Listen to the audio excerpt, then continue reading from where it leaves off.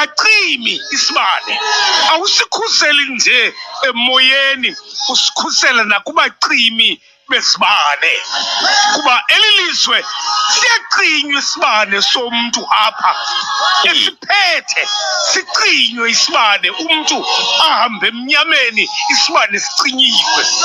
Kunjanje uyabonakala xa ucinyelwe isibane, uyabonakala uba lo isibane wayenaso kodwa sacinywa ngabacimi besibane.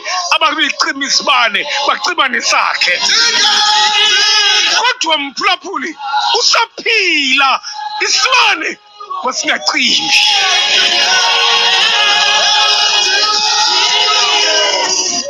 uHana wayesetempileni kwindawo yokulayitwa kwesibane. Wathi uEli kuye, hey mfazi, ingathi umnxilile, ezama ucima isibane. Uze naso uHana sivuthe isibane etempileni. uEli uthi kuye umnxilile, wenza imigudu yokucima isibane sikaHana. Uthi uHana, hayi namhlanje andinxilanga, kodwa bendiphalaza imbilini yam kuThixo.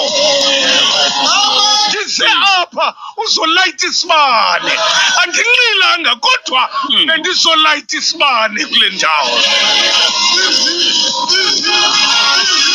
Mphulaphuli, noba imeko ikuphethe kanjani, noba ingxaki zikuphethe kanjani, noba imeko ikuphethe kanjani, kodwa masingacimi isibane.